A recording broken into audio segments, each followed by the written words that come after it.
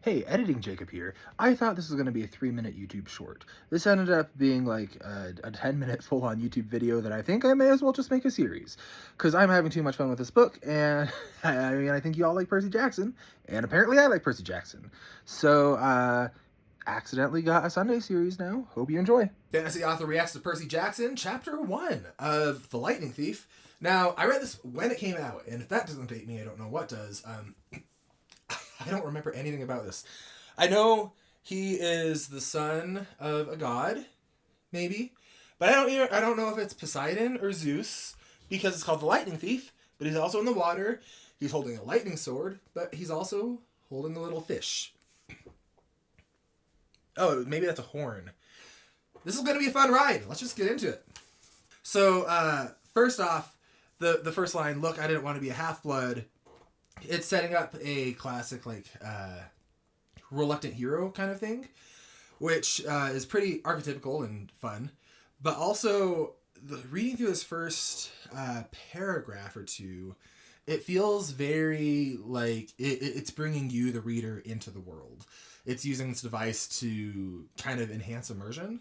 So I think that's really interesting. So most of the time it gets you killed in painful, nasty ways. I'm curious if that's like legit or if that's just his understanding of it.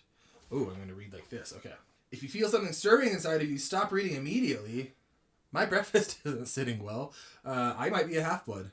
Okay, so Percy Jackson, he's 12 years old. We got some first-person narration. He's a troubled kid. Okay. I love his inner voice. I can start at any point in my short, miserable life to prove it. God. So it's interesting. He thinks it sounds like torture to look at Greek and Roman stuff, when I'm pretty sure that forms the foundation of a lot of the a lot of the mythology here. It has such an interesting voice of like it's a narrator, like he's talking to you. It's like you're talking to a friend. I don't see that in a lot of the genre that I read. But it feels very like middle grade YA, which is exactly what it is. So this is an example of the author being smart enough to use the voice and the tone to establish the genre and bring you further into it. He shot a school bus with a cannon? We're on page 2! Okay, and then he put his class in a shark tank.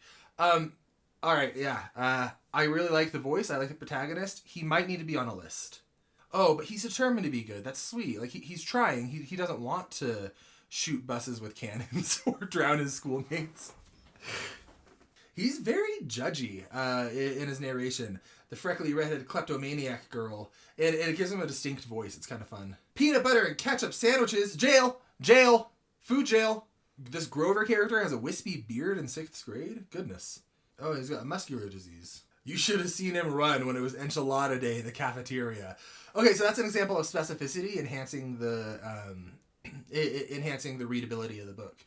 If it was, you should have just seen him run on Tuesdays in the cafeteria, even that's better than just, you should have seen him run in the cafeteria. But by having enchilada day, it's like this fun characterization. It helps you imagine it a bit more. He's on probation? Alright, Mrs. Dodds is giving the evil eye. With the age range, like the demographic, I'm not expecting a ton of emotional nuance from this, like getting into this super deep Mrs. Dodds character. So I'm guessing it is using the evil eye pretty straightforward, signaling that Mrs. Dodds is a bad guy. If it was adult fiction, I would wonder if that was like a diversion or the start of a deeper characterization. With this, my hunch is that Mrs. Dodds is going to just be bad guy. So figures that he was devil spawn. I mean, I kind of get it. You drowned your schoolmates, attempted, and shot a bus with a cannon. Ooh, I didn't think Miss Dodds was human. That's interesting because that sticks out to me because I know this is fantasy. But also he's been so judgy of everyone else that it blends right in. But I think that's significant. He turns around and just goes, "Will you shut up?" when someone just comments on the art. Of course, it was Nancy Bobafett, but still. So here's a slight stylistic, not error, but you could do a deeper point of view here. So it says, "My face was totally red."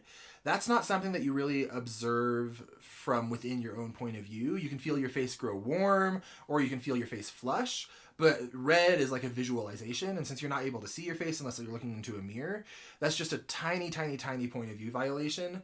That's really a stylistic thing. Like, some people don't have an issue with it, other people do. I tend to personally try to avoid it, but it is something that I noticed here. Not bad writing, just stylistic. Okay, so we got lore. Kronos is eating his kids. Kronos is the king god. Oh, Titan.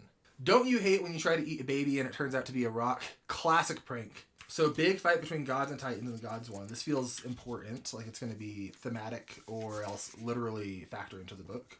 Yeah, especially because that bitch Nancy Boba Fett says, like, we're going to use this in real life. Like it's going to say on our job applications, please explain why Kronos ate his kids. I think that's foreshadowing. I think this is going to be directly relevant to what the characters are going to go through. Oh, and they're calling him out on it. Like, why does it matter? And Percy says, I don't know. I like him. He's kind of a dick, but he's fun. Oh, man. Miss Dodd's leading us back outside. I don't trust her. Ooh, use the word doofuses, and I love it. So, Mr. Brunner is being flagged as important, or at least notable. He's pushing Percy on why the story of the Titans matters when applied to real life. He's saying it's vitally important. So again, this is flagging to us, which is something you want to do in chapter 1, that this is going to come back. It's not necessarily like a theme of the book, but it does seem like it's a motif that's being flagged as important. Oh, he has dyslexia and ADD. That's interesting. Never made above a C- in my life. Ugh, you and me both, bud. This one time I got 100% in my business law class in college. Only good grade I ever got. So what are you gonna do? Okay, so we're eating lunch, and there's a storm coming. That's always thematic. Like, not always, but I mean, it's always thematic. Something is coming in, baby. And no one seemed to notice. Ooh, okay. Of course, Mrs. Dodds wasn't seeing anything. Her eyesight's probably gone. So this is interesting because Grover asks him if he got detention, and he says, nah, not from Brunner.